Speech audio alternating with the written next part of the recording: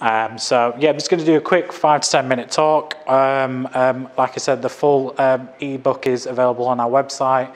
What we're going to cover is what are lead gen ads, the process, different types of ad formats, including the type of questions you should be asking when you're setting up these campaigns, a bit of channel selection, so which channels to run lead gen ad formats on, and some targeting around that. And then we'll go through a really good case study example of how it can be implemented. And the focus is obviously to make you understand how to make social lead gen campaigns smarter by the end of this prez. So why is it important to run lead gen campaigns? Well, the main objective of running a lead gen campaign, like everything else, is for one particular reason. The most important is to generate leads, but that could be anything from whether it's generating sales or generating, signups for an event like this, through to getting registrations, for appointments or booking calls, etc.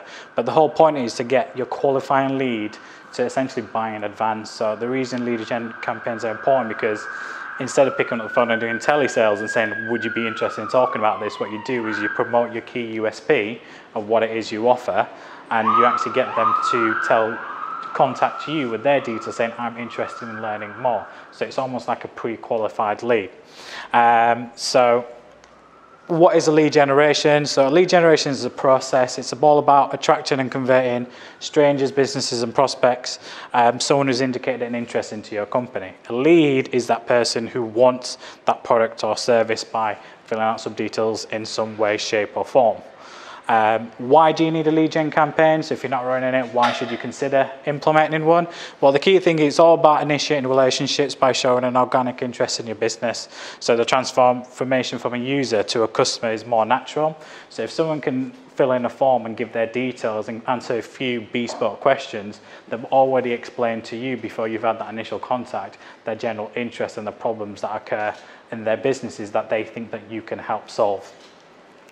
And it falls within what we call the second stage of an inbound marketing campaign. So once you've attracted the audience, you're ready to convert those visitors into leads for your sales team. Right, so what's the overall general purpose? So we break this out into 4 steps. First step is a visitor discovers your business to find out who you are, and you run that through general social ads. Next, the visitor clicks on your call to action. So this call to action could be anything. It could be get a quote, could be learn more, it could be register for an event, it could be anything that you want that lead to do. Sign up to a newsletter, for example. Once they click on that call to action, your visitor then goes onto either a particular landing page, which could be on your website, but in this process we're talking about social ads, and they've improved a lot where they actually don't need to go on your website, they actually go into what we call a lead form. And then the visitor fills out that form, and then you've got that pre-qualified lead. So it all fits together. You get a visitor who clicks on a call to action, goes to a landing page and fills out a form. A very simple, easy process. So some of the recommended channels, because we're talking about social, are Facebook and LinkedIn. The reason we recommend Facebook and LinkedIn is because they're very effective at generating lead forms. Mark will give you an example. We're running a campaign with him on LinkedIn, but we've got other clients that we're running campaigns on Facebook. One piece of advice I would give is that Facebook is a lower cost entry point, so your cost per lead tends to come down very, very low, but the quality of lead might not be as good. So for example, on Facebook, you might get 80 leads a month, but only 8 of them are quality leads. Whereas on LinkedIn, you might only get 16 leads, but 12, 13 of them are quality. So the conversion rate from a lead to conversion is higher, but their cost is obviously much higher. And that's because from a B2B perspective, LinkedIn in particular is much more niche at its targeting, and especially we've got quite a lot of businesses in the room here. You want to target other businesses. If you're targeting more towards consumers, then I'd focus more your budget onto Facebook. So the type of targeting you can do, and which is why we select these channels, ranges from anything from age through demographics, income, location, job title. Imagine if you could target someone pre-qualified that is a financial director or the CEO of a company, because you already have that information. These channels like Facebook, LinkedIn, they give you that information. So when you're actually going out to target your ad, the reason we say Facebook and LinkedIn because of the targeting options available through to obviously company size. So if you only want to work with companies that have over 100 employees, for example, then you can add that kind of targeting element into your campaigns. Plus you can introduce other online behaviors such as their buying patterns and content consumption online. All right, so what is a lead gen ad format? So we've got two examples from the two channels we talked about. This one on the left is LinkedIn and the one on the right is Facebook, but you can just see how simple it is. You get an ad, click on the sign up button. The details are already pre-filled. So if you set up a lead gen ad, it takes the generic demographic information as your name, your contact number, your email, your job title, your company name, all from what you already put into LinkedIn or what you filled in on Facebook. So it makes the journey a lot more easier for the user, for the pre-qualified person, because it takes around about 10-15 seconds to fill this in. And the last thing someone wants to do is spend 5 minutes filling out a 400 question questionnaire before they get some information. You can focus on what just matters, which is who are you, and ask a couple of bespoke questions. Here's some example formats that we run across the two. So lead gen ad formats let you run different types of messaging. So you can run image-based ads. So that's something that we're running right now on LinkedIn with a client of ours called Web Dev Apprenticeships. So what we're doing for them is we're encouraging businesses that want to get to register interest in taking on a web dev junior apprentice. Because obviously the government pays 95%, so it's all about the different type of messages. But on here on Facebook, because it's just more consumer based, we're running a campaign about getting quotes for a car valeting, and then what we do is use a video to show the quality of the product you get from that car wrapping and detailing, and then put some basic prices in there. So you can see how two things, you can use different types of call to action. So you got get a quote for that based on the type of car you have, or apply now to be interested in getting an apprentice on. So do different types of companies, two different types of products and services, but again different types of call to actions, but the process is exactly the same. In terms of actual questions to ask her, we focus, the fewer the better, but you need to get the right information out from your consumer. So one client we're working for is Absorb Employment Law Consultants. So they really focus on the business side, so supporting businesses with employment law and consultation. So they don't support the employee, they support the employer. And what they're interested in is getting people to get a quote. So this form is on their website, but instead of driving people to the website, they thought, why don't we run a lead gen ad and get that pre-qualified while the person's on LinkedIn? We all spend time on LinkedIn and Facebook. So what we did was we ran this ad where we provided two bespoke questions, such as, do you have a current employment law advice provider? Simple yes and no response. If they say yes, well, we'd like to know who that is by contacting them. Or if they say no, that's even better, because then you know that the service that you're offering them, they don't already have. And then what kind of payment frequency you're interested in. Some people don't want to pay up front, so either have to pay monthly, quarterly, bi-monthly, and then the basic information comes up. So when we did an example, obviously our name, job title, company, work email, that's it. So just 1, 2, 3, 4, 5, 6, 7 questions, two bespoke questions, the rest is just generic information. But it's quite really important. And again, obviously you have the call to action. So that's what they see. When they click on the get quote, that's what they fill in. And it's very simple. And it takes probably around about 10 seconds to fill that in. And it's very, very straightforward. Okay, so here's a case study example that we're going to go through, just something that we ran at the start of the year. So as you can imagine, we do a lot of lead gen campaigns. This is the fourth example of an ad that we've shown. So this was PT Skills Academy. Again, this is a company that set up a new business, new website, where what he does is he trains other personal trainers. So he's trying to target fitness fanatics, those people, gym goers that want to make a career change from going into, just being a gym goer to actually training others to do that. And what we did was we promoted an open day on the 12th of May this year to get some sign-ups. So what we delivered was a 2-month campaign to get people to sign up, and we got 110 leads. So 110 people clicked on that ad to sign up for an event. From that, 25 people signed up to the event. And then from that, the conversion rate's quite high, because the cost of the course can be upwards of $2,500. So if you consider that we came in at £20 a cost per lead, so that's £20 for 110, so it's not really costing much. So you're looking at, that's like, if I do quick maths, that's like £220 it just cost them.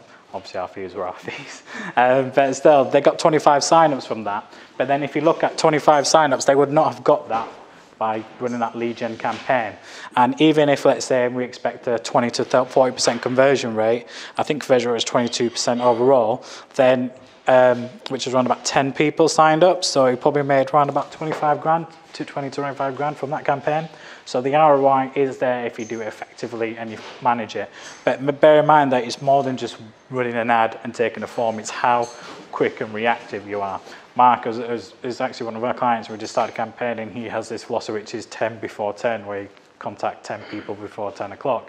So you can use different platforms to get that lead into your CRM system straight away so that your sales team can take advantage of it. So the minute they fill that form in, you can get that into your CRM inbox straight away, so you can pick up the phone within a couple of minutes of that form and actually say, just seeing you get some information, let's have a quick chat. But as we said, it's important because they're pre-qualified. If they're filling the form, they've shown some level of interest into your product or service. So the last thing you want to do is wait a couple of days to contact them. You want to be quite reactive, whether you follow up with an email or follow up with a time to have a call that suits them. You want to make sure that process is really good. And that's something we talked about beyond this. We said, if we're going to sign up all these leads, you need to be on top of these people the minute they come in. And he did that and got 25 sign-ups. But our job is to get those qualified leads through, and that was through Facebook, so it was quite effective. So in summary, smart lead gen campaign is simply part of Ingenious marketing strategy. It's all about providing a clear effort to deliver qualified leads to allow you to find new customers that are pre-qualified, thus increasing your campaign ROI and maximising conversion rates. Are there any questions on anything that we went through? If we don't get questions, that means I did an amazing job. Or it all went through off your head. No. Can I just add something to what you said about 10 before 10? My 10 before 10 is born out of some research that I did. You are 25 times more likely to convert a lead if you contact them within the first 24 hours. So if you go to this event and somebody here basically is somebody you think, oh, do you know what, I ought to have a chat with them, call them before this time tomorrow, they'll be 25 times more likely to find you half an hour in their diary. It's a well-proven statistic. And it works because we always say with the campaign I'm running for Marketing Fitech is that someone will contact you in 24 hours, and you make that statement on there, and it lets them know that to expect that. But if they're filled in the form, they're expecting you to contact them, so don't hesitate to pick up the phone. It's easier to pick up the phone when you've got a pre-qualified lead than it is picking up the phone to say, hi, my name's Manny, this is Bobble Digital, would you be interested in our services? Whereas if they've already said we are interested in your services or learning a bit more, you can say, hi, we know you're interested, can we have a chat now for like 20 minutes to understand it? And then you can set that next meeting, which is face-to-face, saying, well, why do you come over to us, or we'll come over to you and have a further discussion about your objectives. And it gives you an opportunity to get as much information from that initial contact to prepare a more structured response to them based on their needs, no matter what it is. And we went through 4 examples, a car wrapping company, a PT skills academy, through to an employers law consultancy, through to a web dev apprentice company. It doesn't matter what your business is, lead gen ads work and they're quite cost effective. So if your services cost on average thousands of pounds, is it worth spending £50 or £100 on a lead, which you can use that data, and plus you have their information and data as well. So once you've got the information, they're not ready yet, you can put them in your sales funnel to contact in 6 months' time. But at least you have someone to contact in 6 months' time without not having that pre-qualified lead. Any other questions? Is it the same scenario? They always say that you should post on LinkedIn between 8 and 9. Is that a myth? Or? I think organically, if you're going to post in the morning, it's good because I don't know about anyone else, but I do always check LinkedIn first thing in the morning, just to see what any breaking news are. And that's mainly for my industry, because I follow quite a lot of pages and company pages and Brand Republic, Prolific North, etc. So I like to see if something's big going down, such as when Asda left, an agency in Leeds and went down south. Ooh, that was interesting, and that became like a buzz thing. Or if something cool's come out from an advertiser perspective that's been launched today on outdoor billboards, I like to see it from that point of view. So yeah, it is worthwhile to do it. But when you run these campaigns, you can set the time of day you want to run those ads, and you can set the platform. So you can target mobile devices in the evening and in the morning, so that when they're on the LinkedIn app or Facebook app, or during the day you can target just the desktop and laptop when they're at the work and the office, going on LinkedIn posting about recruitment jobs or sharing any kind of information as part of their business stories. So I think when you're running ads, you can run ads at a different time because people will always be on LinkedIn. But I think personally for yourself, yeah, a morning post is good, but you want to make sure you like it, you comment on it and share it, which increases the organic reach. LinkedIn right now organically is what Facebook was about 5-6 years ago in terms of organic reach. So you're not going to get that level of organic reach on Facebook anymore, because on Facebook you have to pay to play, unfortunately. And that's why there's so many of these different ad formats and why we're talking about lead gen campaigns, because they're very cost effective but very effective at converting conversions for businesses.